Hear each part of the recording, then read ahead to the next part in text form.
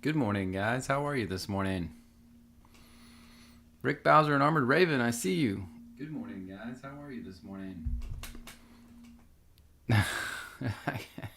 Get my audio right. I think I'm echoing through the system. Yeah, Armored Raven, I'm doing pretty good. I'm doing pretty good. Stacia, good to see you. Emmy, good to have you. I'm glad you're back, Stacia. But yeah, Armored Raven, I've been fine. I'm been busy with work, always, and then just a lot, I think, emotionally going on with me that I'm working on. Just keeping in a positive light, positive spin on everything, and keeping the things I'm doing, in progress and working for us. And I don't know, it's just a lot. Sometimes it's overwhelming, and so I've struggled a little bit with that lately. Just feeling like there's so much, and and it's probably just in my head. It's probably just in my head. So, but otherwise, doing good. And yes, I echo your sentiment. Praise the Lord. Praise Jesus for what he has done. And I also on Rumble this morning. I hope my Rumble viewers that you are able to chat as well. I'm going to try to keep up with both chats. And that'll probably be difficult. Yeah, thank you, Armored Raven. I appreciate your prayers. It's very important, and I thank you for that. Yeah. It's all in my head.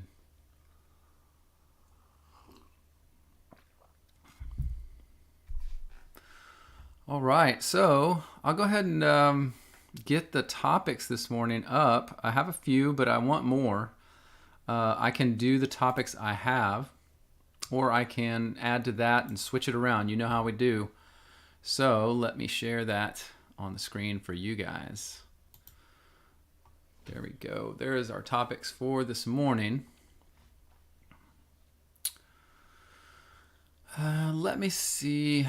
I messed up my chats. So let me see if I can fix some of my chat stuff while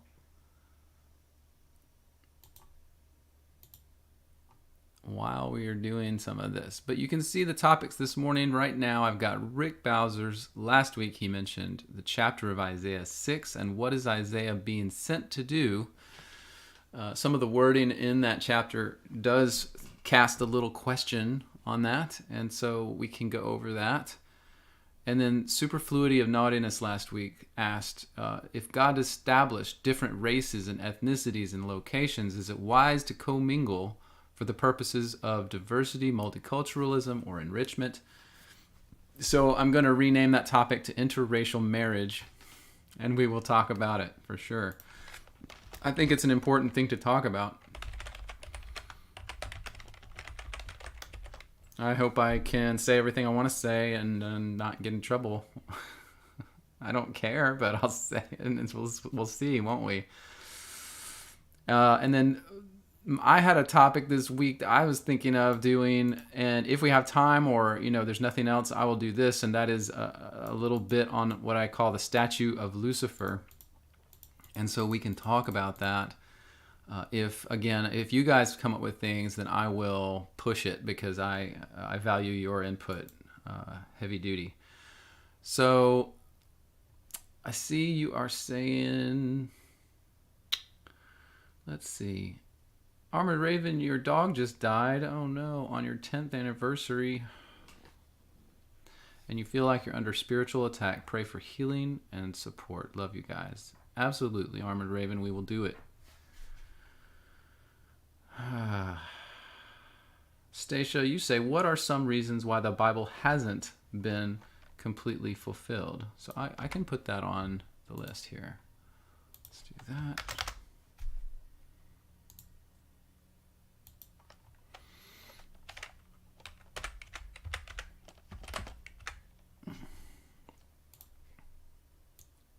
And if you want to add any more like specificity to that, Stacia, I mean, I think what you're getting at is kind of, it's almost the same question as what in the Bible hasn't been fulfilled, or I guess maybe you're getting at why some of those fulfillments haven't occurred, or I'm trying to make sure I'll answer that right. If you have anything else to add to that.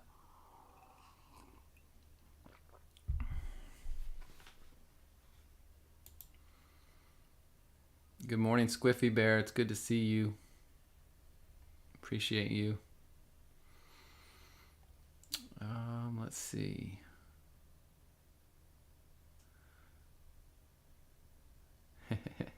You guys are awesome. I appreciate you, caring for each other. It means so much to see it. I'm just glad that is there for you guys. The value is so high. Let me check on my Rumble channel. H.L. Dixon, good morning. It's good to see you. I see you there on Rumble. Thank you for watching this morning. Yeah, I kind of messed up my chats. Let me see if I can get my chats back on the window, guys. Just give me 1 second here. Let's see. YouTube. Ooh.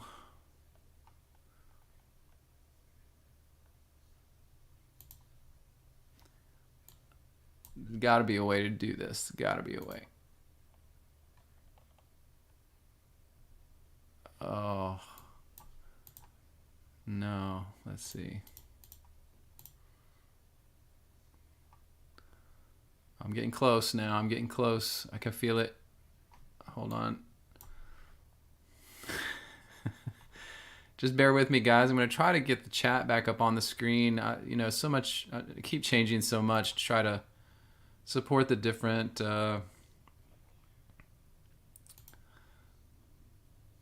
different platforms and everything. Okay, now we're getting somewhere. Let's see here.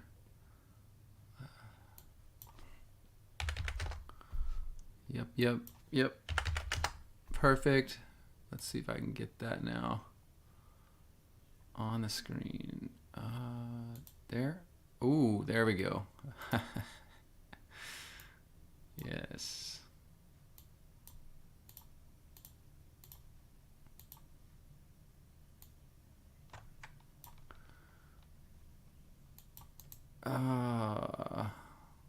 If I get the YouTube chat, I may just...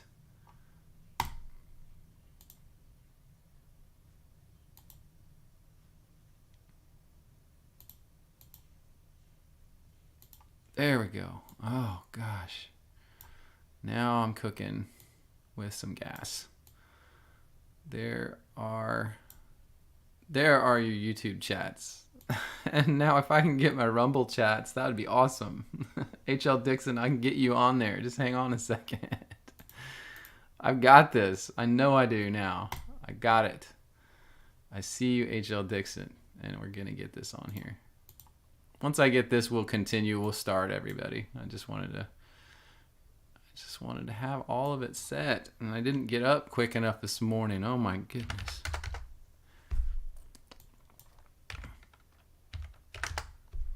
Not bad, not bad. H.L. Dixon, I'll take any question you want. Any question. Hard, easy, you name it. I don't want anyone to feel like they can't ask a certain question. I want this to be a totally open forum where I can do my best with anything you bring. Now we're getting there. 4:30. Come on now. So close. Okay. Now, I feel good about that. We've got both chats up. And as we go further and do more, let's see. There we go.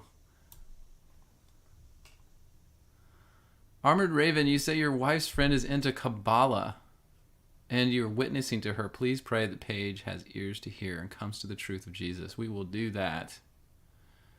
Wow. I don't hear too much. It's funny. I don't hear a lot about people fall into Kabbalah that much. I mean, it's not very widely even known or practiced in the Western world. I mean, I guess some of the smaller parts of it, we take and we glom onto spirituality in the West, but we generally don't see a lot of that. That's amazing.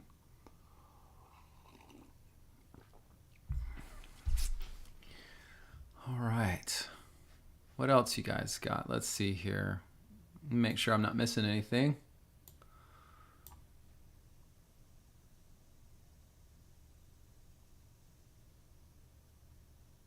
So Stacia, I saw your clarification on your question. Just not sure how to answer the question. I see most, if not all, has been fulfilled. Just looking for insight. Okay, yeah, we can hit that. All right. Well, just to give you guys a couple little announcements first. As you can see, I'll put it back on the screen.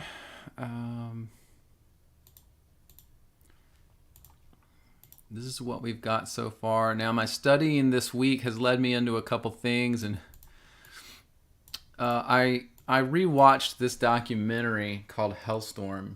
Actually, yesterday, went through it again. It's a very painful documentary to go through. It's actually based on a book by an author named Goodrich, and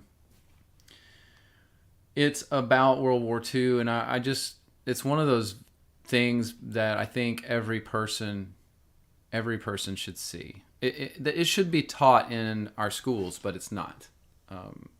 It's essentially about without using, it's especially specifically focused on what happened to Germany at the end or during and at the end of World War II. And it gives you some insight into the atrocities. Now, whether Germany did some things wrong or not, it goes into and shows you the absolute atrocities and horrible things that both our country, America, and England and Russia did to the German people against Geneva Conventions, against all the laws of war, and against crimes against humanity. And so it, regardless of what you think the Germans did in the war, this documentary and this book, if you read the book too, the book is incredible, but the documentary is very good. It shows you that this wasn't the clean, pretty, good guys go in and kill the bad guys kind of thing. We, for instance, American soldiers did not allow German soldiers to surrender. They mostly shot them on the spot. And it was because the propaganda in America was so thick for the soldiers. They had been shown videos. They had been instructed that the Germans were less than human. They were animals. And so they were not treated by Geneva Convention. That's just one example, a very small one. This documentary will open your eyes. Stacia, I can get a link to that. Again, it is on many platforms. So Stacia, if you search for Hellstorm documentary, you will find it. It's on BitChute. It's on a few platforms, but you probably won't find it on YouTube. Just as an FYI. Probably not. Then other than that, I did do an interview this week with a pastor, and I am editing that, and we'll have a video out soon this week on that. This pastor came to a historical understanding of prophecy, just like we talk about, a preteristic view of Jesus coming in the first century, and he wanted to start teaching it to his church. And so as he slowly started to introduce them just to the basics, not even getting into the meat of the preteristic or historical interpretation, he was fired from his job. He lost his church. He was told never come back. They deleted all his work. and he is now estranged from his family as well. He has suffered a lot because of this view. And so this interview, I think, is very poignant. And I hope that you guys enjoy that when it comes out. But I will have that out very soon this week. This guy is a good friend of mine that we've talked a lot. And I've been talking with him through this whole process as all of this happened to him. And so it's very sad. But thankfully, he is in a pretty good place with the Lord, and feels that regardless of the hard things that have happened, he's in the right place. But it is not easy for this pastor. So that's, I think, interesting, and that will be out soon.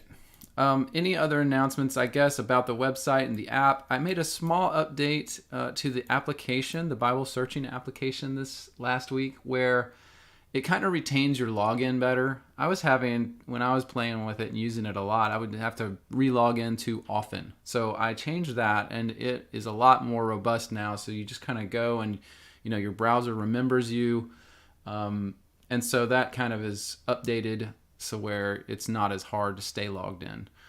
And then on the website itself, I'm working on some big updates to this site, where I'm going to start putting some of my research content into this site.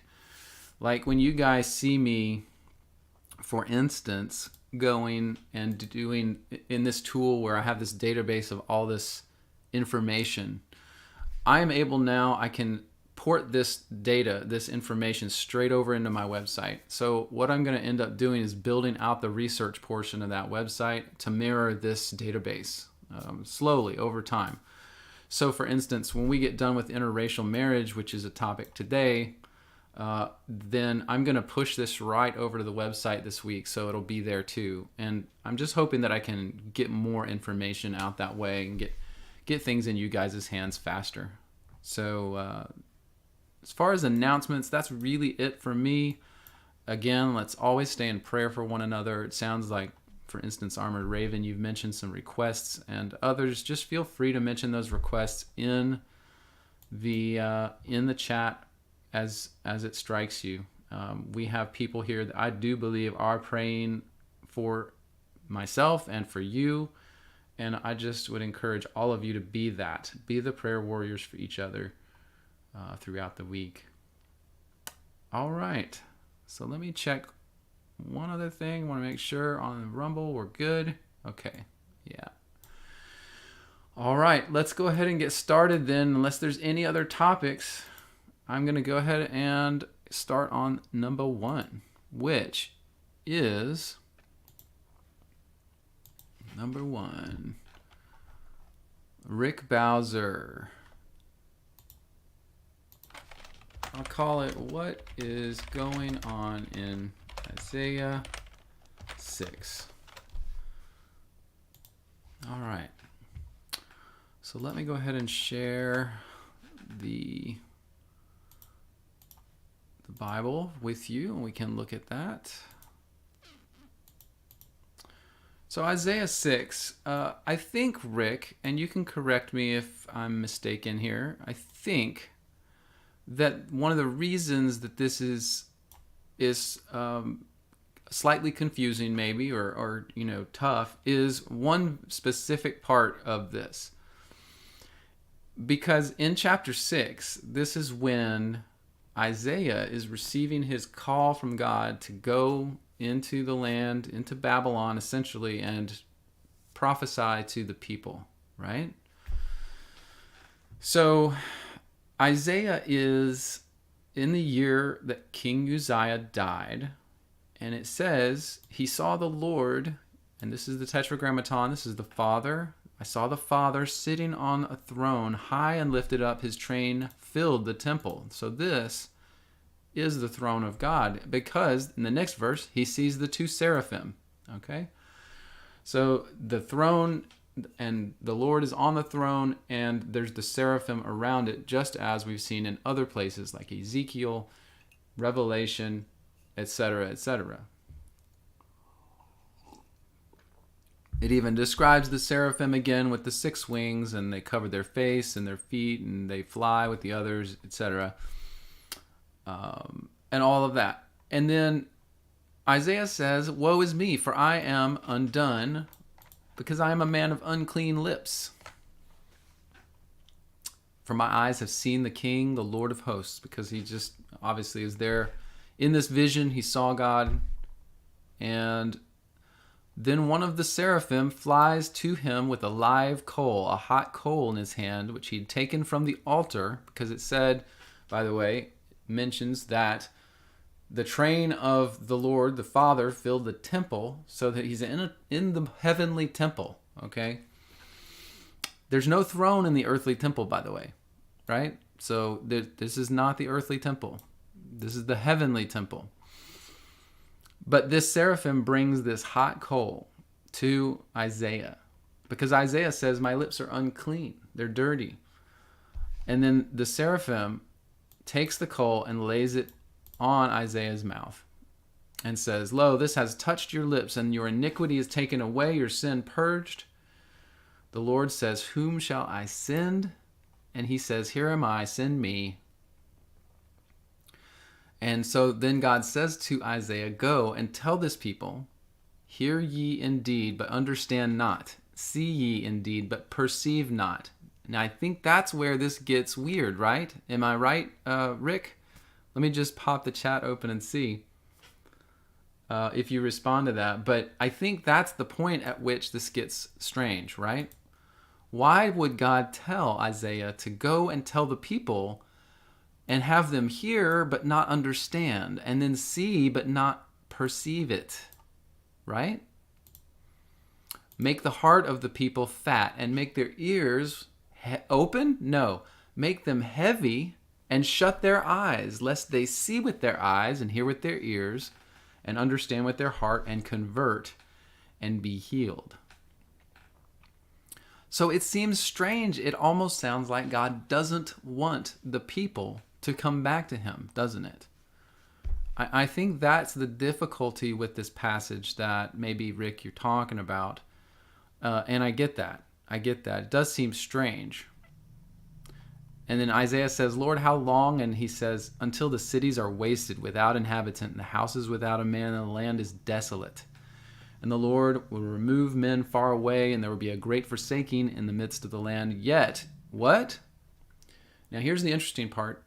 "But yet in it shall be a tenth, and it shall return, and shall be eaten as a tale tree, as an oak, whose substance is in them when they cast their leaves, so the holy seed shall be the substance thereof." So just as it says, like a tree that casts and sheds its leaves and essentially goes into hibernation and winter to protect itself, that there would be a remnant of the people, right? A tenth. Now, I'm going to take 1 second out just to say that this just hit me in the head. Because we've talked so much about how the different practices of the Jewish nation represented things, represented sin, represented God's plan for humanity, represented his plan for the people, represented the Redeemer, Christ. Is it possible that the tithe, the tenth, represented the remnant of Israel that would be saved, and that's why it was given to the nation of Israel to even do the tithe?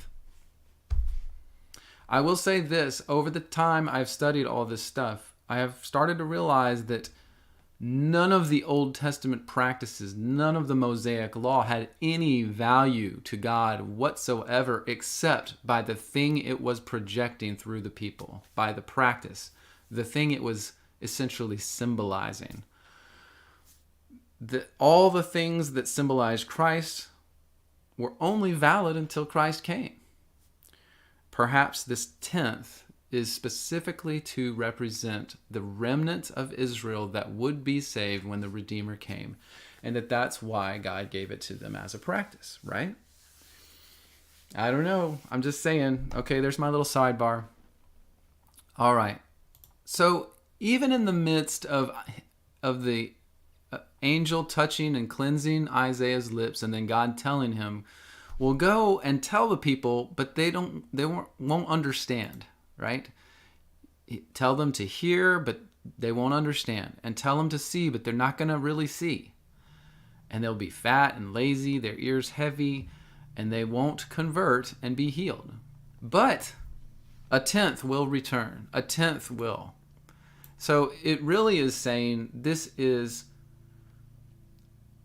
for the people, and in the end there will be a tenth, a remnant saved. So even though it says that the people will hear but not understand, it's really talking about the majority of the people, whereas the tenth would return and understand and come back to him. So I think that is the point here. Now, I did go back, of course, through the other chapters prior because I wanted to see what was happening. Essentially, the first 5 chapters of Isaiah, by the way, Rick, are mainly just talking about the problems that Israel has, right? Because they have gone into this other land and they've taken these horrible practices.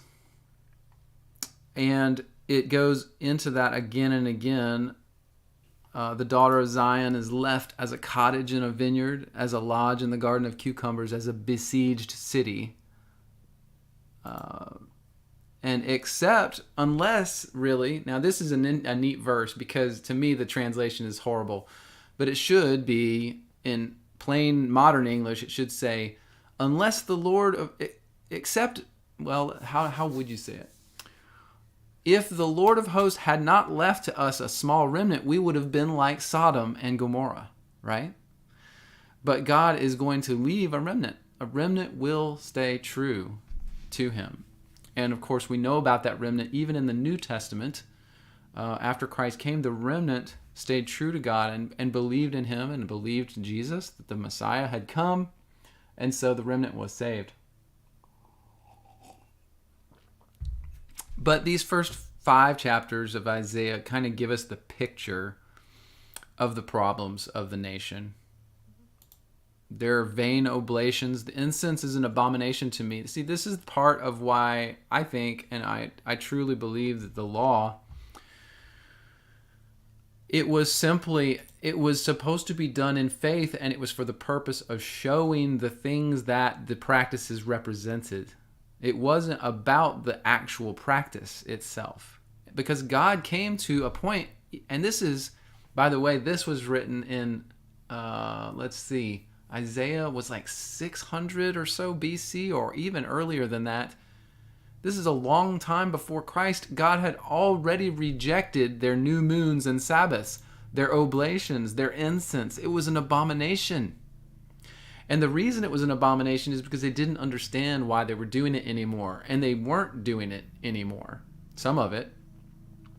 And it was not out of a faithful heart. It was not out of a true spirit, an honest spirit to God. It was corrupt at this point. And that was hundreds and hundreds of years before Christ. That God had already said, I don't even value what you're doing. You're practicing it, but I don't value it at all because of your hearts, essentially. Your new moons and your appointed feasts my soul hates. I'm weary to bear them. It was painful for God, essentially, to bear the corrupt practices of the Jews, of the Israelites. So anyway, I won't go into detail on all of these chapters, but just to know that these chapters do speak of the problems of the people in this foreign land and what the issue is. And then, of course, in chapter 6, we get that point where Isaiah has the vision and God tells him to go to the people and teach them, tell them, prophesy, but that they're not going to understand except for this small remnant in the end. So to me, that is kind of it. And so Rick Bowser, is there anything else you'd like me to go into on that before we move forward? Because I think that I addressed it, but yeah, okay, good. You said that's good. All right, cool. Yeah, I think that's good. And again, I want to mention this too before we move on. The translation is always tough. So in chapter 6, these verses that say, Go and tell the people, hear but understand not, and see but don't perceive, and make the heart of the people fat, their ears. I do feel like we also have a little toughness in the translation here, just getting from the Hebrew to English. I think in the Hebrew it's probably not as, it seems blatant. It seems like it's telling, like God's telling him, like, tell the people to hear but don't understand. Like, I don't think it's as direct as that in the Hebrew. I think it's more like, go and talk to these people, talk to the people, and they will hear, but they won't understand. I think is really what it's saying in the Hebrew, but then the translation to the English, it gets really strange. It's just awkward. You can tell that the way you read this, it just feels awkward in general. And you don't understand it. So I don't know. I just think there's a little bit of a translation problem there too, but that's my gut instinct telling me without having actually read the Hebrew there. Okay, so let's see. What do we got next on our topic list? All right.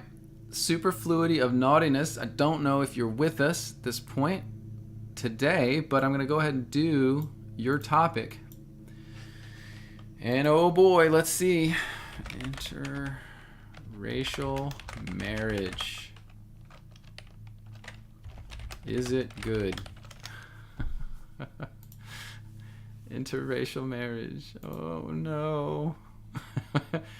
This is one of those where it's like I have a small bit of intrepidation going into this. I have a small bit of intrepidation going into interracial marriage. H.L. Dixon, I just saw that you commented there. It's hard for me to manage all these windows. I'm still getting used to this, multiple chats. You said, did Jesus requote this verse? Yes, I think you're right. Let me pop back to that real quick, because I think that's a really good point. Let me see if I can find that. Well, not here. Let's see.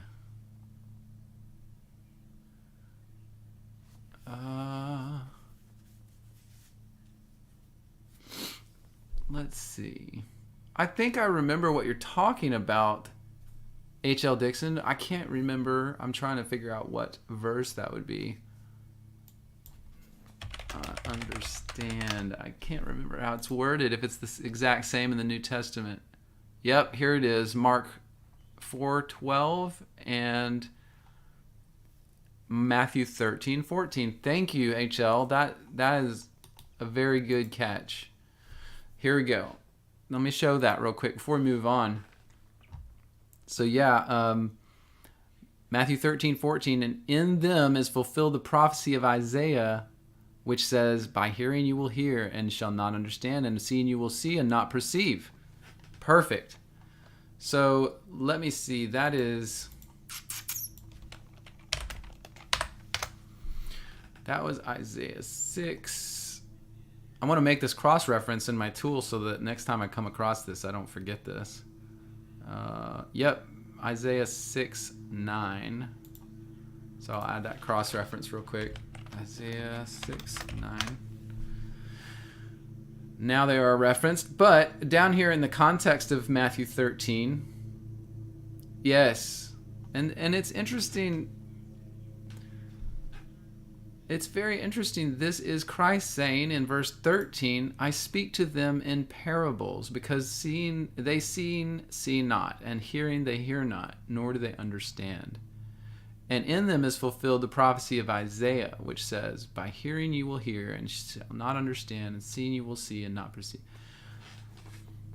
Man, HL, that's a good catch, because this brings a little different perspective to it. If Christ is saying that in these people was already past tense fulfilled the prophecy of Isaiah, that perhaps Isaiah was sent to tell them that hearing, maybe he said these words to the Israelites in Babylon, hearing you will not hear, and seeing you will not perceive.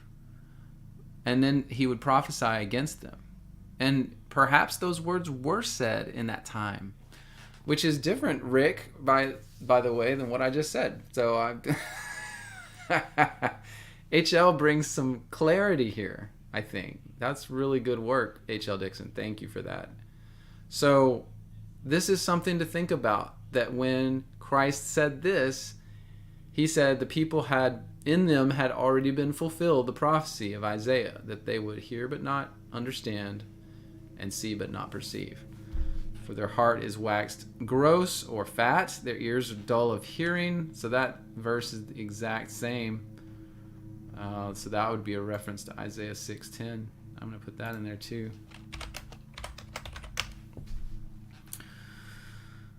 Awesome.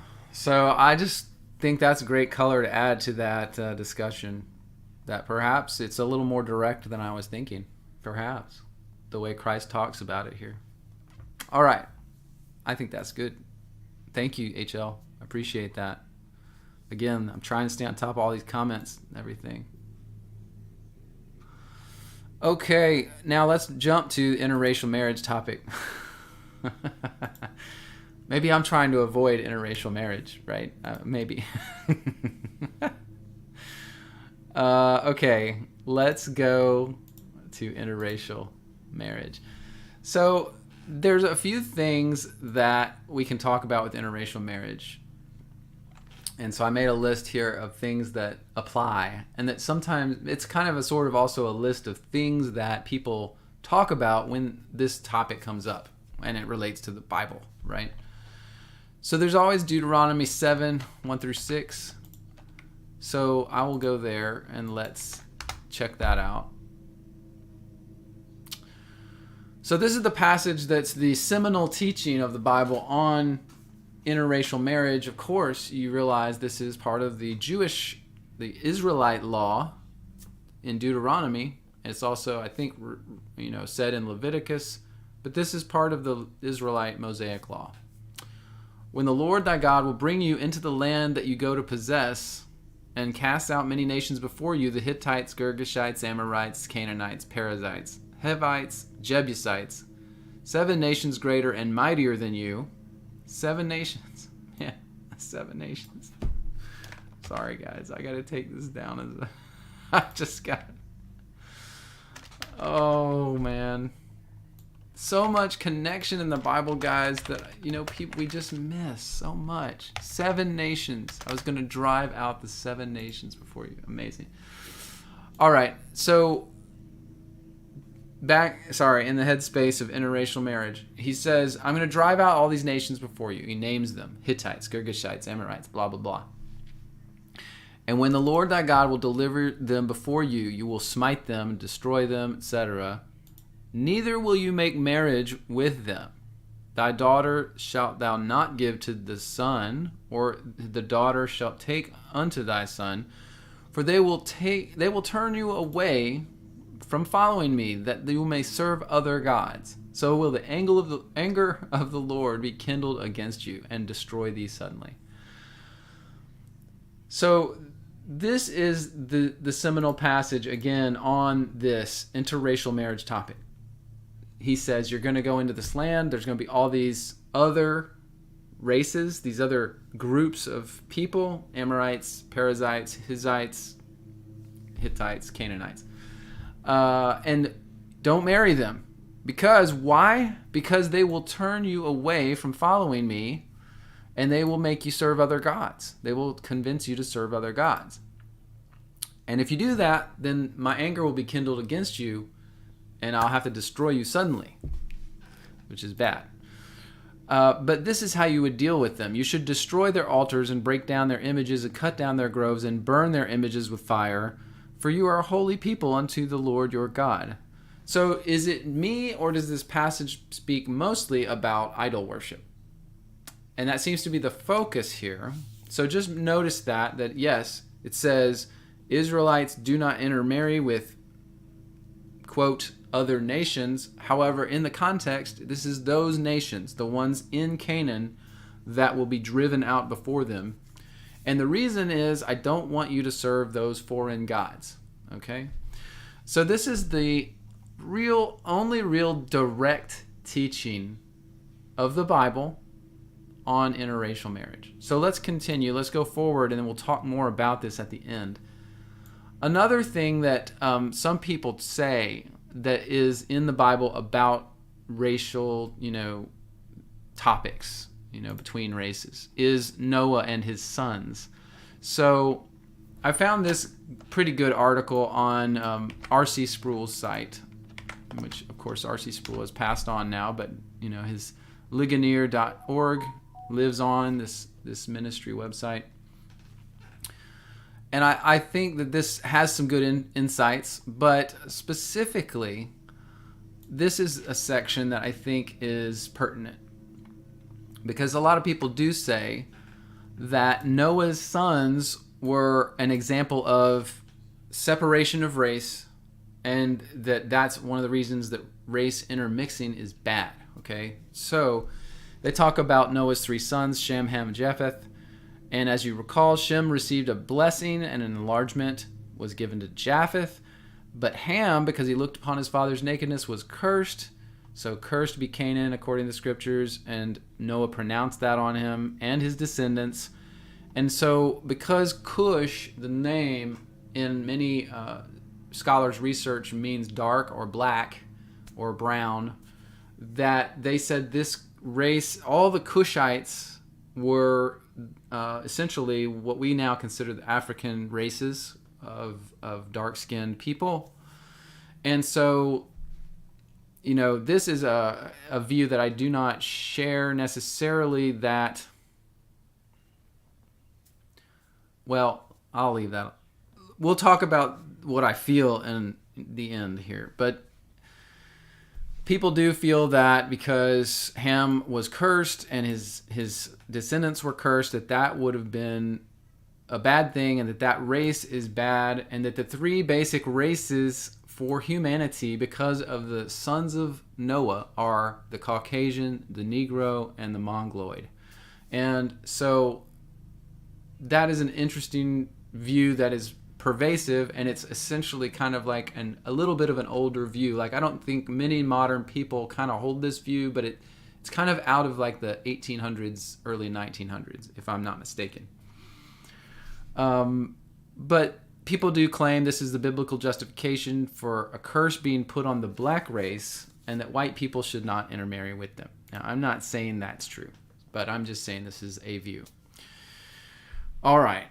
So, this even says that this view was cited in the early documents of Mormonism, which was actually a great embarrassment for them when it was made public a few years ago. Interesting. I didn't know that. All right. So that's another view that comes out of biblical context that people use to talk about interracial marriage. Let me double check your comments real quick before I keep moving forward.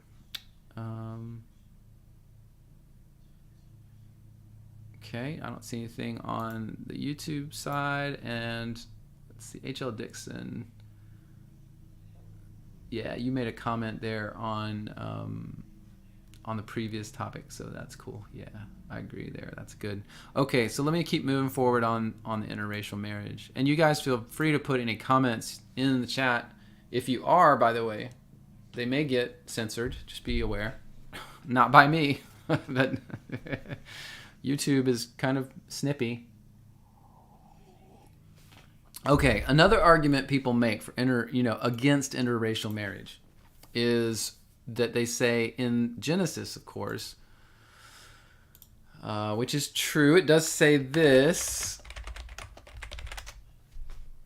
that in Genesis, God made creatures in general after their own kind. And so Genesis chapter 1, verse 21 is one of the places where this is said. God created the whales, every living creature that moves, the waters brought forth abundantly after their kind, and every winged fowl after its kind.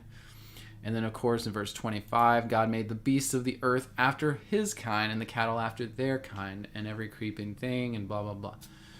So I guess the argument is then made that, this means that kinds, whatever that means to you, kinds shouldn't mix, meaning a bird and a cow shouldn't mix. Which makes sense, but in case of humanity, is a person who, for instance, has, you know, Asian skin or Asian toned skin and a person who has, European toned skin, is that different kinds? That would be the question here, right? So some people do make this argument. I don't think it's a very good argument necessarily. It's not very clear that that's what was intended by this passage, that it does say after, I think this kind of flies in the face of this argument, but in verse 26 it says, God then, right in the next verse, after saying he made all the animals, each animal after their own kind, it said God made man in our image, in our likeness. Let us have dominion, let them have dominion over the fish of the sea. And in saying man, that means all men. So they all essentially similar have dominion over the fish of the sea and the fowl of the air and the cattle. So that kind of flies in the face of this after their own kind argument for or against interracial marriage. But let's keep going then. Let's keep going, get all this in our brains, and then we'll talk about it.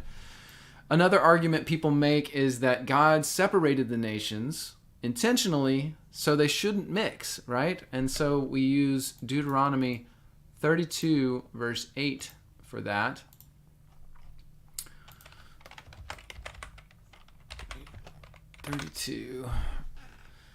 Yeah. When the Most High divided the nations their inheritance, he separated the sons of Adam, set the bounds of the people according to the number of the, and this is actually a bad translation in the KJV, it should be a number of the sons of God, the angels. So he split the nations, and this is interesting because, this would be a reference to Babel, to the Tower of Babel incident, where God separated the sons of Adam because they were trying to do some bad things. They were trying to come together and essentially fight God with the building of their huge tower. And so he separates all men into different portions with different languages and sets the, quote, sets the bounds for those peoples according to the number of the sons of God, the angel principalities he had that were going to then rule and shepherd each of those people groups. So the argument, I guess, is founded in that. And I don't, but it's hard again to say, well, when he did that, he meant they should never, ever intermarry ever again, even 5,000, 6,000 years later from that event. It's a hard argument to make. It's more of an opinionated argument, right? Because there's not anything that says, well, and he meant for them never to mix again, never again to, so anyway, it's a bit assumptive, but it is there. So that's the other argument people make. Now, if there's any other biblical arguments that I'm missing, those are the ones that I know about. So what we can do is, I did do a whole bunch of other research on it too. So let me pop this open so I can make it bigger for you guys. Whoa. So yeah, the interracial marriage in the Bible, we had the Jews with non-Jews, and that was in Deuteronomy we talked about. He didn't want them mixing with these Canaanite peoples, right? In chapter 7 of Deuteronomy. Now in Ezra 9, it's talking about the Israelites separating themselves out again, because it says, after these things had been done, the officials approached me and said, the people of Israel and the priests of the Levites have not separated themselves from the peoples of the lands of their abominations, from the Canaanites, Hittites, Perizzites, Jebusites, Ammonites, Moabites, the Egyptians, and Amorites. So this is a direct violation of what God commanded them against those specific peoples, right? So, in every sense, yes, that passage in Deuteronomy definitely was telling the Israelites, don't mix with these Canaanite peoples. But, it's interesting here. It looks like, if I'm not mistaken, Canaanites 1, 2, 3, 4, 5, 6, 7, 8. Yeah, it mentions more people than the original passage in Deuteronomy 7 said. I think the Egyptians is the add here, and I think Hivites is not mentioned. So this kind of makes me wonder, well, maybe it was broader for the Israelites. He didn't want them intermixing with any other races. However, there is something in the Bible that flies against that. And that is in Numbers chapter 12 when Moses married Zipporah, a Cushite. A Cushite is a descendant of Cush, a dark-skinned person, an Ethiopian, essentially. So Moses married outside of the Hebrew nation. And the rabbis, in responding to this, when they get, asked this question, the rabbis say that, she converted to Israel, to Judaism. And then other people will say, well, because the Cushites weren't on the list in Deuteronomy 7, that this didn't matter. It was only the list that mattered, right, of nations they shouldn't intermarry with. Regardless, it's interesting. Moses did marry Zipporah. She was a Cushite, and there's no evidence that she converted necessarily, and very interesting, okay? All right. And then the book of Kings obviously discusses Solomon's wives. And here's interesting, because Solomon, yes, he had many wives. And it doesn't necessarily tell us that it was wrong for him to have all those wives. Except that the problem was, out of the nations which the Lord had said, so again, it was the Moabites, Ammonites, Edomites, Zidonians, and Hittites.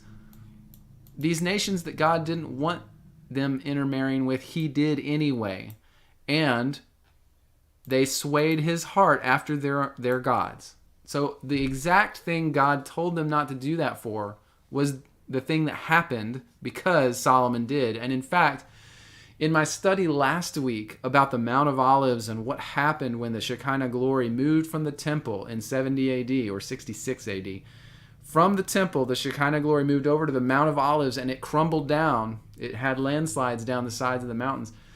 The mountain directly facing the Mount of Olives is called the Mount of Corruption. And if you are unfamiliar with that mount, as I kind of was, I had to educate myself on it.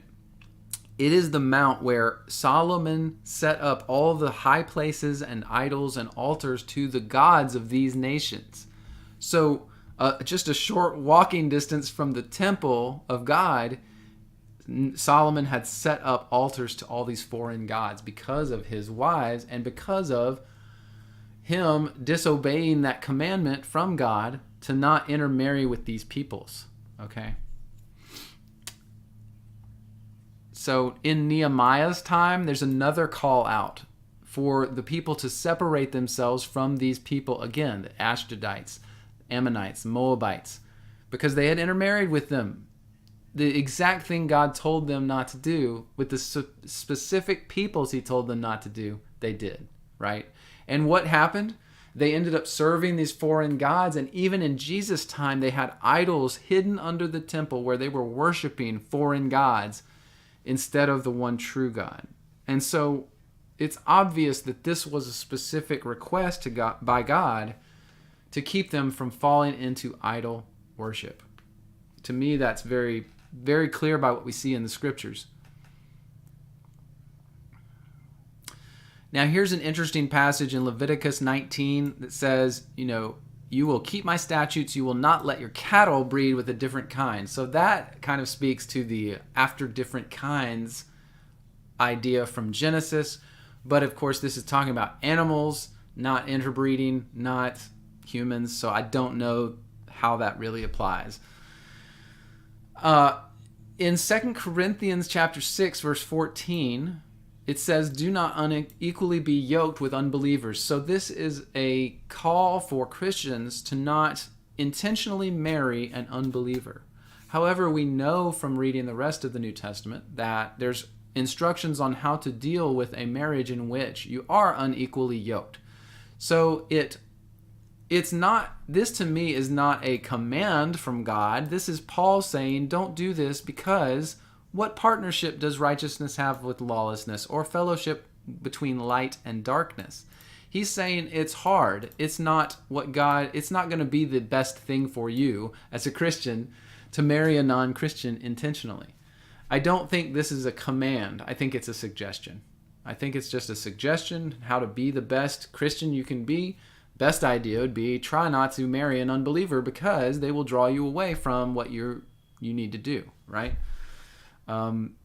Not that you're evil and you're going to die and go to hell because you married an unbeliever. That's not what he's saying at all. But he's asking the rhetorical question, what partnership has righteousness with lawlessness? So that's the point, is that it's best for a believer to marry another believer.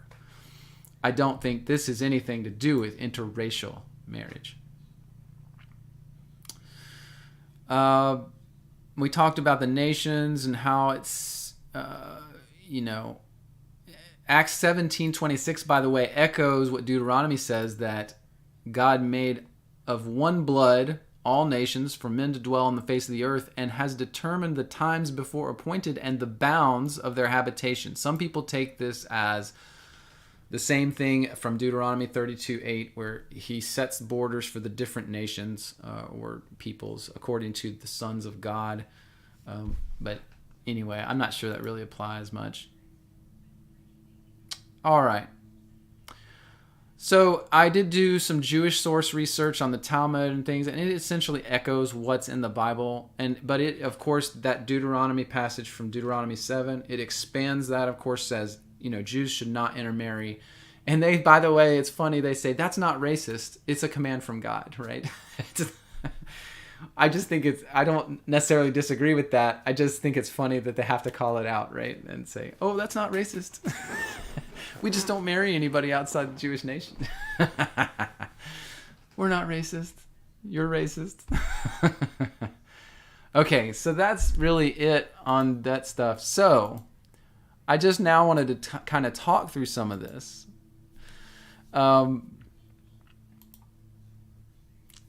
So let's see. What is race? To me, that is a key question.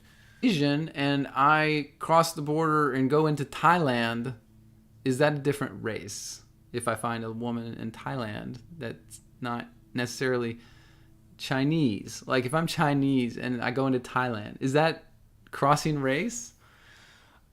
If a Nigerian walks over to Ethiopia and finds a wife in Ethiopia that he loves and adores, but she's not exactly the same color as his skin, is that a different race? It's a good question. I don't think we have a good answer, though. That's the problem. I think that we have really bad answers, and that people make things out of things that are not a thing. So I think I have a problem with the question, interracial marriage, because I don't know really what interracial means. If you are using a visual, meaning that person has dark skin, this person has light skin, then essentially you're saying Africans or that area of the world shouldn't intermarry with, or anyone else shouldn't intermarry with anyone who has lighter colored skin. You're saying a South American, a Brazilian can't marry an African, can't marry a Siberian, can't marry a Nepalese, can't marry a Japanese. Like, when does it stop? What does that mean anymore? To me, that is problematic, and I don't understand that question very well. Okay, it's problematic because it's undefined, it's ambiguous. So we randomly make up what we think race is and decide whether that's a good thing or not a good thing. And we'll take like the Bible things we talked about, the passages we talked about in Deuteronomy, where God was telling the Israelites, don't intermarry with those Canaanite peoples because you're gonna adopt their gods. You're gonna worship idols. I don't want that. That's what'll make me angry. In fact, he kind of says it that way. He's like, it's not the intermarrying that's going to make me angry, but it's the idol worship that's going to make me angry. If you do that, then I'll have to destroy you. Suddenly, is what he said in the passage, right? So to me, the whole question of interracial marriage is kind of silly. I, I think it's a little silly. And I think because we don't define race very well, we can't really talk much about interracial marriage because you can't define it. What is it? I don't know. If a blonde marries a brunette, is that interracial? I don't know. I mean, we can't define the terms, so we can't actually have the conversation. So the next point I want to talk about is loving your own race, what you consider your own people. Now, I really have zero problem with anyone that loves their own type, whatever they define that as, and likes and wants to intermarry with their own, whatever they consider their own race only. That should not be problematic, and that should not be frowned upon, in my opinion. To me, that is actually kind of a beautiful thing. You want to preserve culture, your culture that is in your area of the world or your people group. You want to preserve that, and it's important to you. So you want to intermarry with your own race that you consider your group, so that you perpetuate those practices, the social aspects, the culture of your own type of people. That should actually not be frowned upon. That should actually be encouraged if it's something that people want to do. Because I have to say, and I have this kind of thing in my head that it's like a vision for the world. Just think and imagine if each, quote, race around the world, let's make these general demarcations. Perhaps the African culture, the Chinese culture, the Indian culture, and these are very broad categories. And then perhaps the European culture. Let's say they decided in some weird turn of events, some shift in thinking, that they wanted to build up their own groups and culture and emphasize those and be strong in those and make a strong Chinese culture and a strong European culture and a strong Indian culture and a strong African culture. Can you imagine what it would be like in a world where each culture was strong and had their own sets of culturistic tendencies, social aspects, values, and built those different groups in the world as, think of them almost as kingdoms, strong peoples with their own identities, own sensibilities, own culture. How beautiful would it be to have very distinct cultures like we used to have in the world, where each of these peoples was a very strong people, and that we could come together in leadership in the areas of our leadership of our countries and our areas of the world and agree and work together, but we had separate identities that made sense and were strengthened by culture. I can't even think of anything more beautiful than that. And yes, I would say that interracial marriage would be acceptable. But it would also be acceptable for each race and each culture to build themselves into a strong culture that was pervasive in their area of the world and honorable. I mean, I don't see what's wrong with that. In fact, that to me is exciting and beautiful. I would love to be able to do some traveling and go see a strong, defined African culture where I can see how the strengths of that people and the things they do well, and they build on that and make a beautiful nation in that area of the world. And then I go to maybe the Scandinavian area of the world, and it's a very well-defined culture where it's, they build a nation there that's just incredible in their own strengths. Perhaps their strength is, I don't know, architecture, and they have these beautiful buildings. That's what I want to see. I want to see each people group in the world defining their culture and then building it in an honorable way. And then being able to share good aspects of that culture with other cultures in the world and demonstrate it so that in general, that would, I think, make every culture on the earth stronger and better if we could have that kind of a thing happening.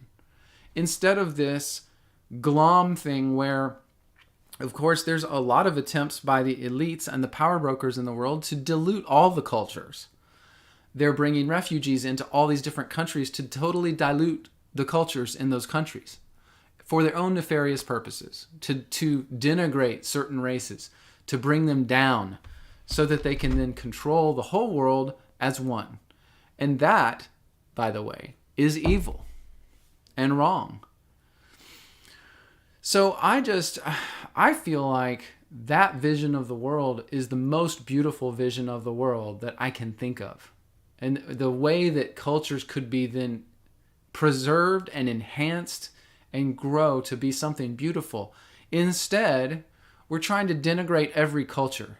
Every culture is being denigrated right now and devolved into the lowest common denominator. And instead, I would rather build up each culture. Build them all individually to be strong and good and pure. And man, I don't know. That vision to me is just epic. And so I guess my final thoughts on this topic is that I do not think that interracial marriage is bad. I do not think that God that he frowns on in any way an interracial marriage. I do think that when you are in an interracial marriage, there are things that you're going to have to deal with that are probably a little tougher than some of the things other people would have to deal with, but that doesn't have anything to do with you. That has to do with other people, really. And I just really think that that's not a problem with God. It has nothing to do with our relationship to God. It has only to do with society. And I wish that society was different. I wish that it was both good and well acceptable and not frowned upon, both to intermarry if you want to, but also to preserve your culture and race by not intermarrying with others. I think both things are acceptable and good. And I don't think there's any real good evidence in the Bible for anyone other than the Jews and the Canaanites that says you should not intermarry between races, whatever, quote, races means, all right? So I hope that is clear, and that's my perspective. Again, a lot of that is just from my heart. It's just what I feel is right, but I think, honestly, I think a lot of you guys probably agree with most of what I said. I just don't think it's a big issue to most people. I think most people don't care. I think most people don't care.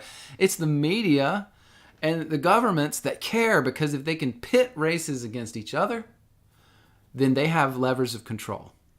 So as soon as you start hating another race because of this or that, they have you. The elite can turn the knob over here and say, these bad people in this race did that thing, and then this other race hates them.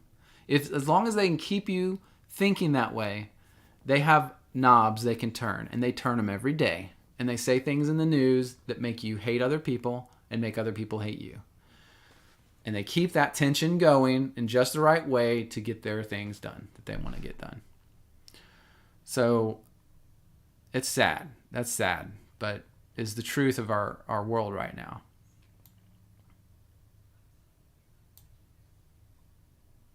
Yes, Squiffy Bear, I do think the Christian West has been under attack.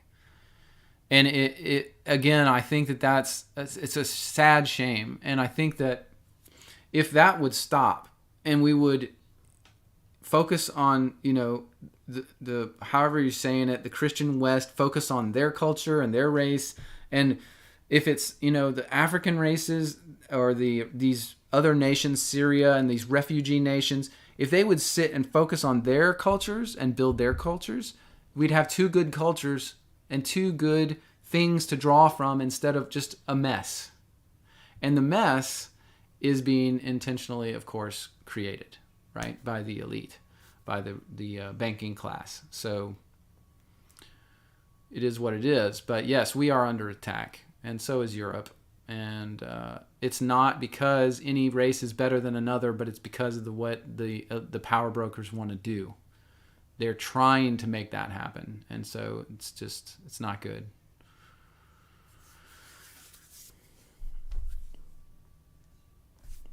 Let me just double check you guys on the comments. And Tomcat, I see you on there, and I appreciate you joining this morning. I want to say good morning to you. Let me see. HL, if you've said anything. HL Dixon, you you asked me, do I believe there's interracial marriage in outer space?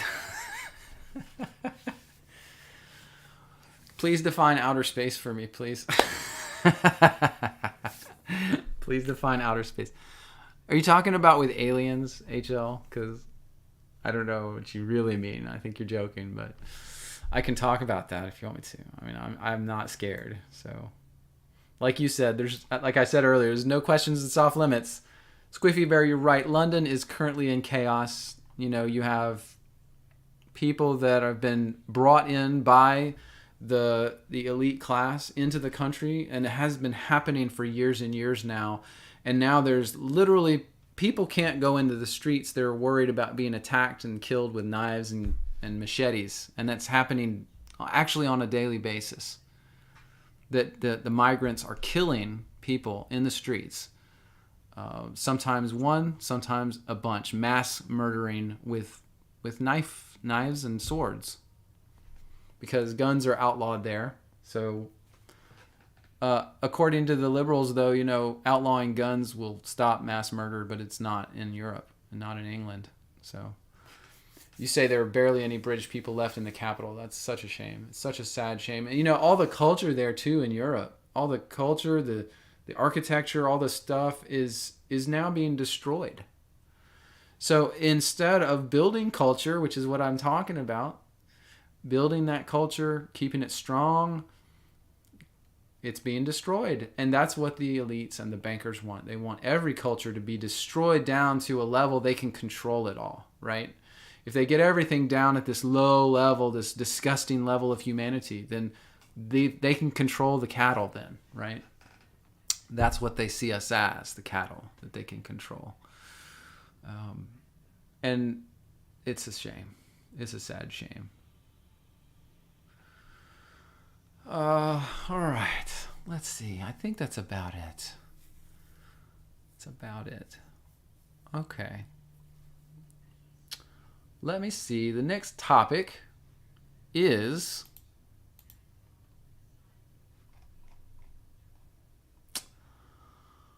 Stacia, you asked, what are some reasons why the Bible hasn't been completely fulfilled? So let me put that up on the board.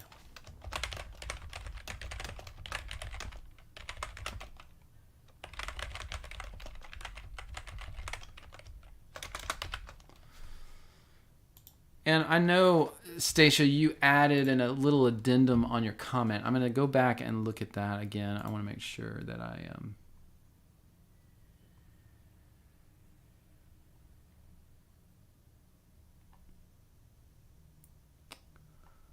just going back to find your you said, in addition to asking why hasn't the Bible been completely fulfilled, you said, I'm not sure, and I get it on the screen there. Yeah, I'm not sure how to answer your question. I just see most, if not all, has been fulfilled. Just looking for insight. Right. Well, here's the reality. So much of prophecy has been fulfilled, really. So much has been fulfilled that in the grand scheme of God's prophecy and his dealing with earth, I think it's mostly over. I mean, it really mostly is over as far as prophecy. And so I don't have a problem saying that. But, in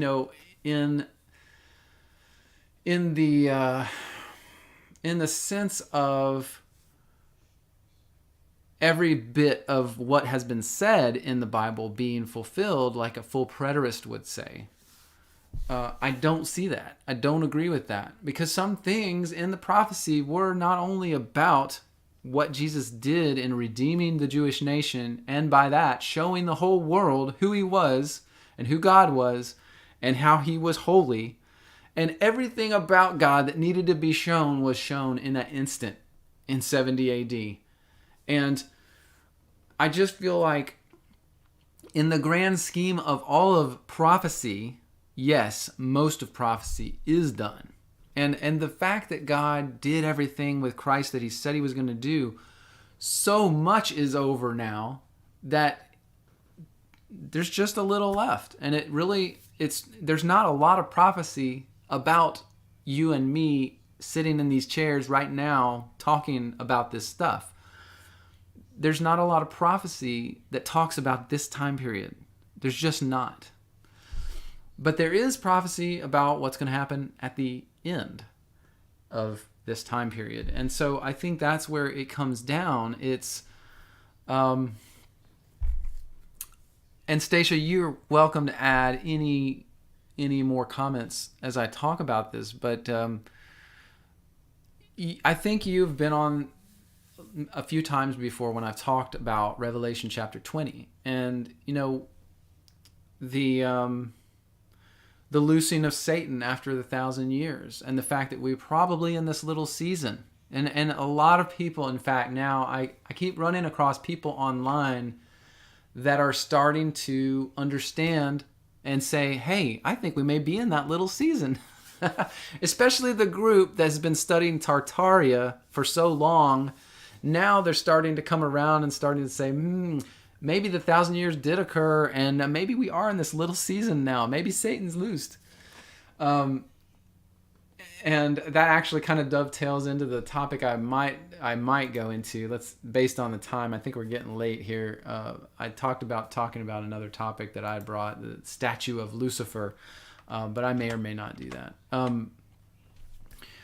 But anyway, so much has occurred that it really is, we're at the end of the end. We're really at the end. And I really feel like the only things left is Revelation 20 and the second half of Revelation 20. Satan has been loosed, so we are now awaiting the final judgment. And I really just don't feel that the full preterist view is right. Stacia, the problem I have with the full preterist view is that it allegorizes the things that we know have already happened in history.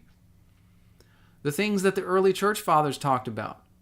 They were happening in progress after Christ came in 70 AD, which precludes full preterism. It totally destroys full preterism.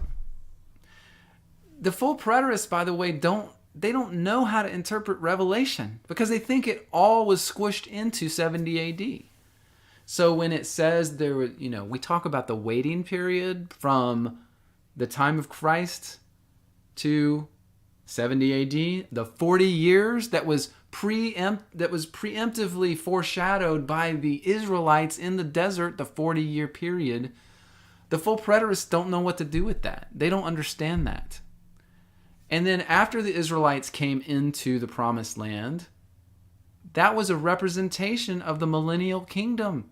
The millennial kingdom was 1,000 years. The Jews always knew it was 1,000 years. That destroys full preterism. The full preterists say that the 1,000 years was one day, or it was like a year in 70 AD. They don't know what to do with it. They make things up. They go to 2 Peter and they say, when he says the cattle on 1,000 hills, or he says a day is like 1,000 years, that means that the millennium was one day. It's silly. So I really don't agree at all with the full preterist opinions on those things. Instead, everything I've read in Scripture points to and I don't like the word literal because people use it as a bludgeoning stick. You believe everything's literal, so you're stupid. No. He literally was, John was getting a literal vision of the events that were going to unfold in the first century and thereafter. Is that so hard to believe? Instead, everyone wants to go into that passage. For instance, and I always use Don Preston as an example because he's such a loudmouth and he's such a jerk. But he says that in Revelation, you have the same events playing out 3 times in a row. Like it's a copy of itself. There's 3 copies of the same events 3 times in Revelation. It's nonsense. It's nonsense. So I'm starting to get angry because I hate that stuff. It's wrong. It's just wrong. It's allegorical and it's nonsense. Allegory came in after the time of Christ when all these things happened. Allegorical interpretations came in when people started to not understand what had happened already. It was like, for instance, Origen. He was one of the progenitors of allegorical, nonsensical interpretation of the scriptures. Before him, none of that had happened. It had never happened. And Origen's interpretations of the scripture are horrible. And so I can't get on the allegorical train. Revelation is not allegorical. There is some symbol used, and it's explained very clearly in the text. For instance, Revelation chapter 12. There's a woman. There's a dragon. Oh, by the way, the dragon is the serpent, the devil. I mean, it's very clear. We don't have to wonder. It's not trying to be obscure. It's not trying to paint a puzzle. That's the problem. We go in thinking it's a puzzle, and so our brain is just going a million miles an hour. What's the puzzle? Where's the puzzle? I got to find the edge piece. I know nothing. No, he's just telling him what happens. Now, of course, there's angels involved, and it's a place we've never been. He's at the throne of God. He's seeing the seraphim and the ophanim at the throne of God, and they're doing things. It's chronological. So I'm not trying to be angry. I'm not angry, really. I'm just passionate about this. I see it very clearly. And I'm not saying that I'm always right about everything, but I feel like just everything in me just confirms that allegorical style of interpreting is wrong. And it's part of why Christianity is in the place it's in right now, because we go to a passage in Scripture and we think there's a hidden meaning. There's a hidden meaning for me. No, there's not. The writer wrote it so you would understand it. Now, of course, when I say that, it's a little presumptuous.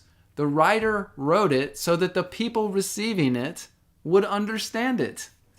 So what we have to do in the case of Revelation is we have to get our brains inside the mind of the people of the time. They were much more sensitive to the things like the throne of God and the spiritual aspects and the angels. We now have denied all those things. In modern Western science, we denied the spiritual side of life. We've denied heaven. We've denied angels and demons. Most people in the world that agree with Western science think that you're stupid for believing in angels and demons and spirits. You get that? I mean, Western science is what we grew up with. It's what we were taught in grade school when we were little kids, so it's really hard for us to break those shackles. The shackles of, well, all the spiritual aspects are nonsense. It's not real. It's internal. They'll even take it, like Christianity has done this. They've taken the spiritual aspects of Christianity, angels, demons, the throne, heaven, all those things. They've internalized some of that. They've said, no, that's actually inside you. It's part of your psyche.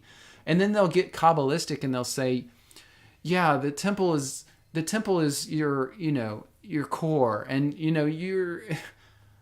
they'll make it very allegorical and internal to you, instead of realizing that God is real. He's really on the throne. And these prophets actually were at the throne of God, seeing him in these visions. John was taken to heaven. He saw all these things. And so I just, again, I'm not trying to be belligerent. I I'm not a futurist either, Stacia, and I don't think, other than the final judgment, that's one thing I don't understand. I do think the final judgment's in our future. The final judgment is the final one. It's the last one of all men in the earth, under the earth. Why do you think it talks about it that way? The final judgment, and the fact that all the ancients knew this world would end by fire. All of them. It's going to happen. You can't stop it. The elite have been preparing for it. There's so many clues. The elite knew and know this is going to happen. Why do you think they delayed so long to start this war we're in right now? The good guys delayed so long because some of them knew that this was coming too. If the end is coming soon, why waste the effort and time trying to beat the bad guys? I'm saying some things here now that I've never said before to anyone other than very close friends. But I think this is true. I think when the good guys were sitting around in their secret places, off in hacker land or cyber world or military land, talking about, should we do this thing now? Should we commence? Should we start this war, this information war that's going to change humanity? Because the end's coming soon. Yeah, no, it can't be, Stacia. It can't be, because all the ancient writings and all the early church fathers talked about all the land, all earth after 70 AD being destroyed by fire. That's when all of my references come from. When I went studying this, number one, yes, prior to that, there was an ancient knowledge that there were two destructions of the earth, one by water, Noah's flood, and one by fire. And then after Jesus came and after the temple was destroyed, all the early church fathers were like, Jesus fulfilled all the things, now the earth's going to be destroyed. To think they were just stupid is nonsense. To think they just didn't have a clue, that's nonsense. No, they knew Jerusalem was destroyed by fire, and they knew that there was something bigger for the whole world, like Noah's flood, coming. They talked about it, and they even referenced it with Noah's flood. This is in the first few hundred years, like less than 300 years. In the 100s and the 200s and the 300s, they were all saying, yeah, now it's done. God did everything. Now he can destroy the earth, and we better get ready. That's what they were saying. Stacia, you ask, don't we have the evidence that all around, like the Grand Canyon, burnt buildings and mountains? Well, I feel personally the Grand Canyon is the work of the flood, of Noah's flood. It's not the work of any mud flood or that stuff. I don't know. I really have a hard time believing that 70 AD caused some kind of wide-reaching cataclysmic thing. I think that's where you're referring to, Stacia, is you've gone to all these Tartaria channels and you see the people showing the mud flood pics or the stuff that they say is evidence of a cataclysm, right? And then they're saying that cataclysm was, I think they're saying it was when Christ came in 70, that it actually leveled mountains and all this other stuff, right? Well, we have historical records from that time period that are contrary to that completely. That nobody talks about that. They knew things happened. There were earthquakes. There was a lot of localized things. Nothing cataclysmic like that just affected every nation. Nothing. So, I mean, yeah, if you want to go on and believe with a lot of people out there that everything was faked, all the writings were faked, all that history, that stuff you read, Bible Scribe, all that stuff's just faked. You know, the Romans wrote all of it, even though there's hundreds of different writings by different authors that have all been verified, and over the years, it's all fake, and the Romans did it. I mean, if that's what you believe, I guess change your mind, but you're going to have to provide evidence for yourself of that. To say everything is false you just put in front of yourself an obstacle that you will never be able to overcome if everything is false. And I don't believe that's true. I just don't believe that's true. A lot of things, there are some lies. There are a lot of things out there that are wrong, that are bad. But to be that overarching is I think, is problematic for the person saying it. You got to prove that to yourself. There's no one out there that's going to be able to prove that everything is falsified. And I just can't do that. I can't go there. You've seen me on my channel go to such great lengths to prove what I say with writings, with ancient documents. Some so ancient that they're thousands and thousands of years old, as far as we know. I can't get on the train of all of that's nonsense. If all of the writings are nonsense, like, we all should just go home and stop doing this stuff. You should put your Bible down and never read it again. Do you understand the implications of that thought train? If it's all falsified and our history is total bunk, you may as well put the Bible aside too. Logically, that would be your answer. And I don't think you guys want to go there. I don't think anyone wants to go there.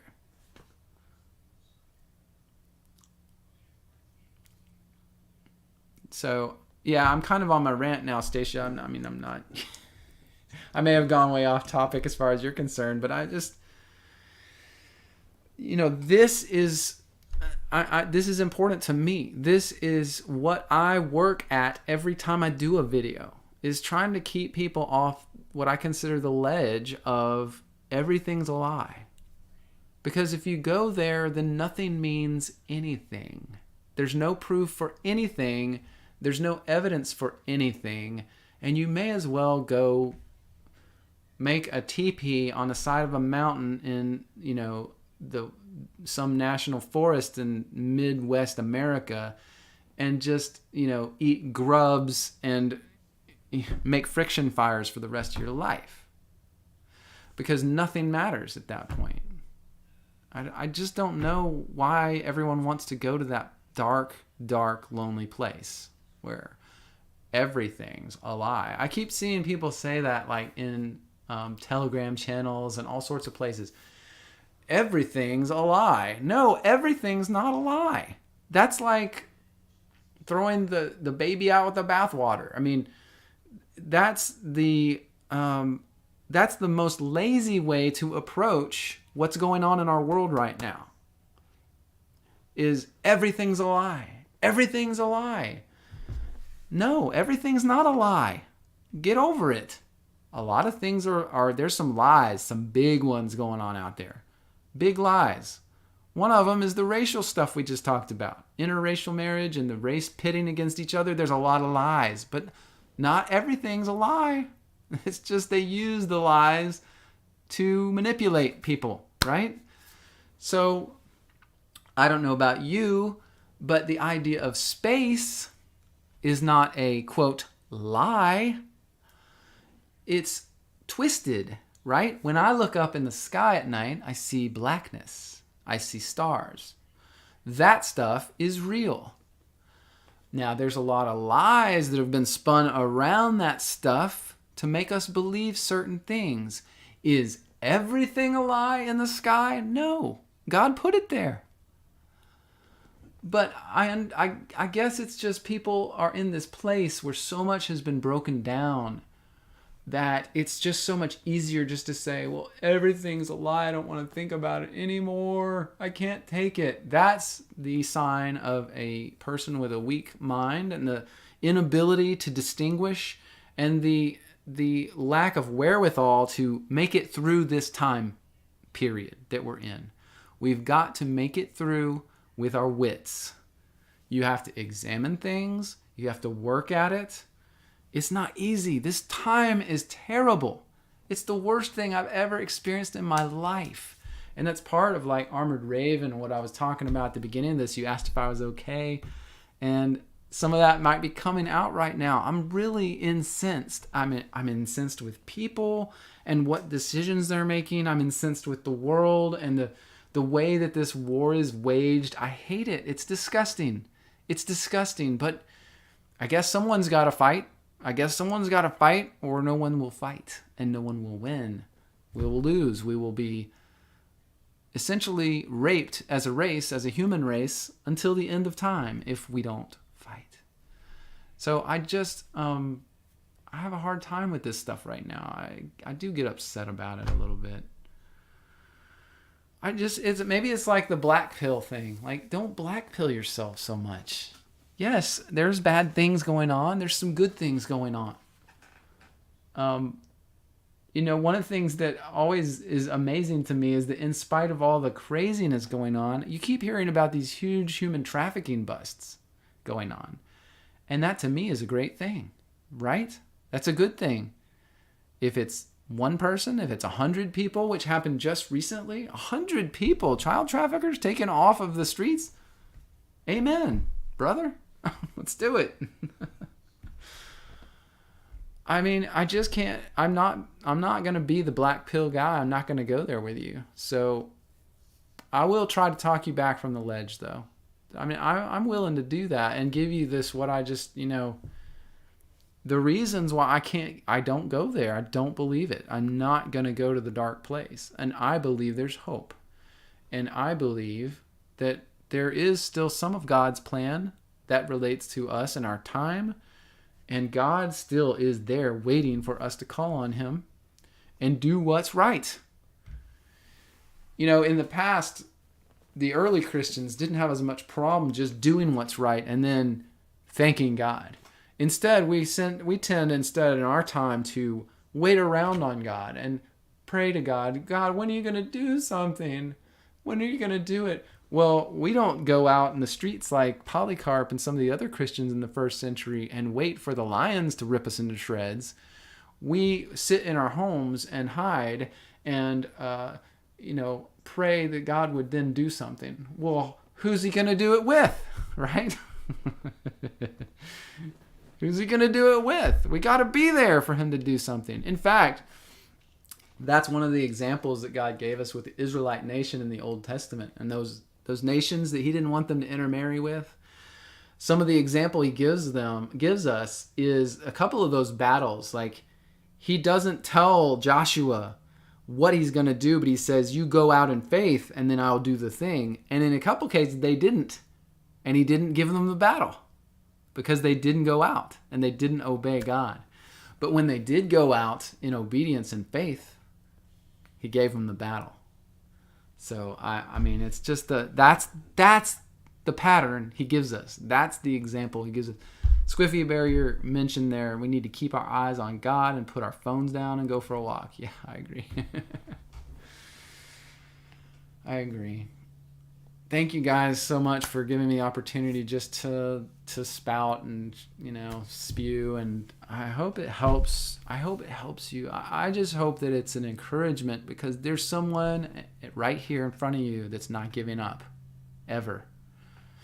And I'm not going to go to the dark place where it's like everything's falling apart.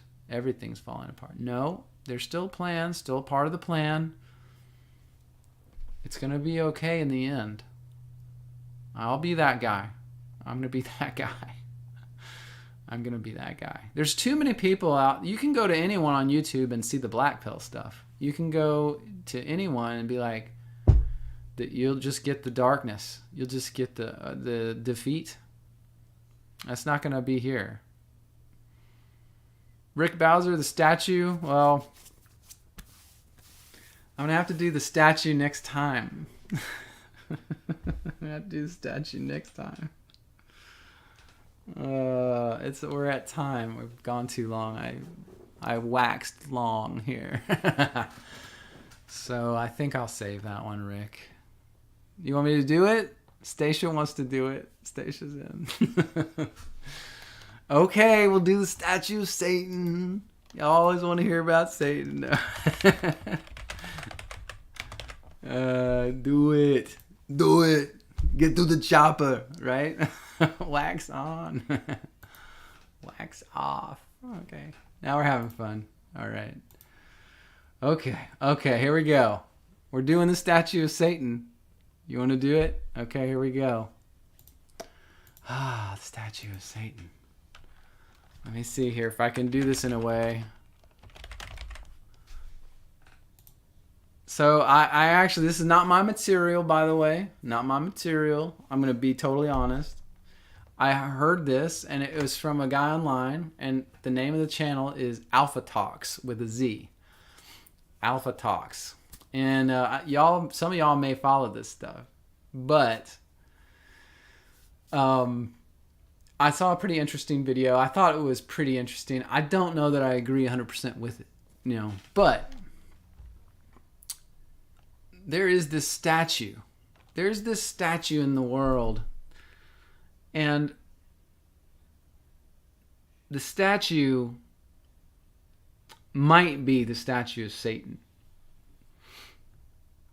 It might, there's actually this idea that this statue might represent the loosing of Satan from the bonds in Hades, from the chains he was loosed or bound with in Hades during the 1,000 years. It's an interesting statue. There is a representation on this statue of the number 7.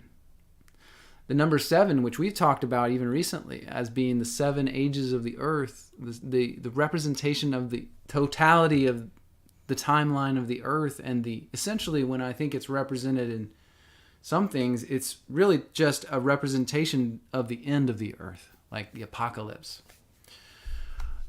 There's another reference to the number 25 on this statue that I'm not totally sure. But if I told you this statue had these references, and this statue also was founded and built by Freemasons, and that there's even a plaque on this statue that is an homage to the Freemasons, which we know the Freemasonry is built on the worship of Lucifer and Baphomet, and that this Freemasonry is definitely a satanic operation in its inner ranks. Like, fringe members, new members, they don't know anything. But when you get to the highest ranks, there is pedophilia, and there is Satan worship, and there is all this other stuff. The worship of the yin and yang, the dark and light, the struggle, and that is Lucifer's domain. That is Satan's domain. And so if you knew there was a statue out there that had all of these elements in it,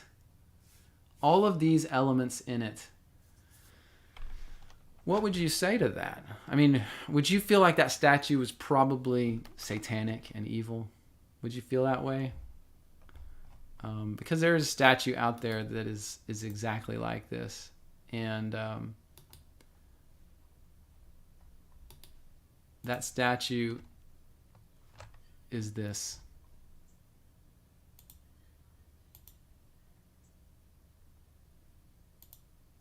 You got it right, Rick. It's the Statue of Liberty. I just thought it was an interesting take from this guy, Alpha Talks. And I ran across that this week in one of my feeds, and I watched the video, and I was like, I've seen some of his other stuff, and I was not as impressed, but this one was like, he's got a point. Not only does this statue was built off of this statue from ancient Greece, 300 BC.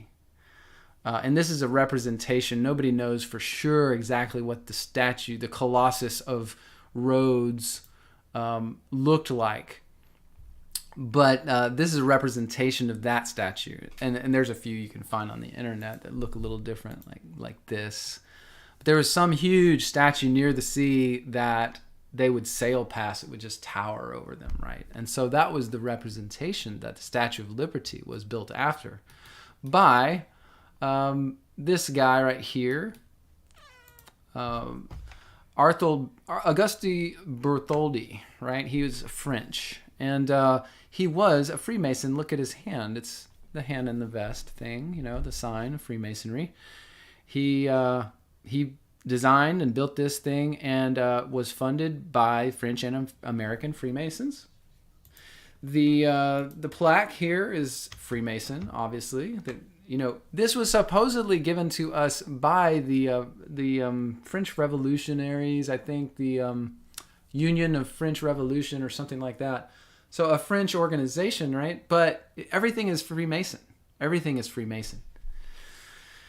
And interestingly enough, so here's another depiction of the head of the Statue of Liberty with the 7 rays, representing, of course, as I believe it, the ages of the earth and the end of the earth. And then a representation on the left of the Colossus of Rhodes.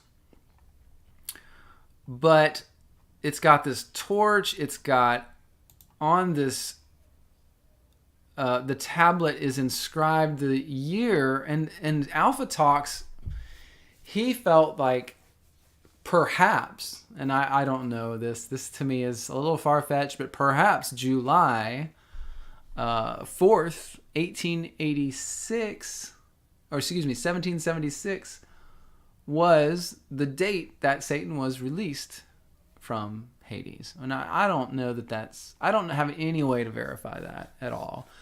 I think that's a kind of a crazy, a wild speculation, right? A little bit of a wild speculation. But this was the one that threw me. I was like, whoa, look, I didn't know that this was at the feet of the Statue of Liberty. There's a chain around the ankle of the statue, and it's broken. That was the one thing that was like, whoa, shocker. I was like, I didn't know that. I didn't know that existed. Then the idea of this possibly being a reference to Satan made more sense. And if it's Freemasonic in origin, then I can totally see how they would have portrayed this as the Statue of Liberty. But in their own dark inner core, they were like, it's Satan. It's Satan. He was loosed, and we're memorializing it. Whether the date is right, I don't think that the July 4th date means anything, really. I think that was just put on the plaque as homage to the nation. But I could totally see that the Freemasons who came up with this definitely saw this as a representation of Satan being loosed from Hades and breaking his chains. Then the other interesting thing, the other thing to me was I looked at this. This is a picture of just the face piece before it was assembled, right? I hate to say it, but that does not look like a woman. That's not a woman. It's pretty dark looking. I mean, and the thing too is that it totally looks like this painting that we have seen before. And it's interesting where we have seen this painting before. This painting looks, by the way, exactly like the Statue of Liberty's face, doesn't it? This painting was called Satan Summoning His Legions. Here's the whole painting. Sorry for the nudity. But it's Satan summoning his legions. And the arm raised, it does look a lot like the Statue of Liberty. Now, the other interesting thing about that is that we have pictures of Marina Abramovich. Ooh, sorry for the nudity there. I'm trying to go. Oh, where is it? I thought I had it in here. We do have a picture of Marina Abramovich. Oh, yeah. And Jacob Rothschild in front of this very painting. Is this them mocking us in front of the Statue of Liberty? Could be, people. It could be. Now, I do think that, too, in general, that I think it was two-pronged, right? I think it was a gift to the United States, and I think that it was tongue-in-cheek, probably. If this is a correct, correct assessment of what this all means, perhaps the Freemasons did design this, and it was tongue-in-cheek. They knew on one hand what they were doing, and they gave it to America, and portrayed it as the, I can't remember, I found a cool document that was talking about, this document right here, talking about, this is sent to the United States, Congress, an appeal to the people of the United States on behalf of the great statue, Liberty Enlightening the World. That's what they called this statue. It's not called the Statue of Liberty originally. It's called Liberty Enlightening the World. Well, what did the Freemasons think enlightens the world? They think Lucifer enlightens the world. So to them, we'll portray it as liberty and freedom, and they'll just take this nice statue of Freemasonry and Satanism, and they'll put it right in their harbor. It'll greet everyone that comes to the nation. And we, in the back door, will be running the organizations of the nation as well, and give homage to our chief prince, Satan. Isn't that interesting? I just thought it was interesting. I don't know that it's 100% true, but it does seem to reek of stinky, stinky Freemason Satanism. Yeah? I don't know. It does seem to reek of that. Yeah, Armored Raven, it's a good point. It's a very good point. Well taken. 1776 does equal 777 in gematria. That's true. That's true. Very cool.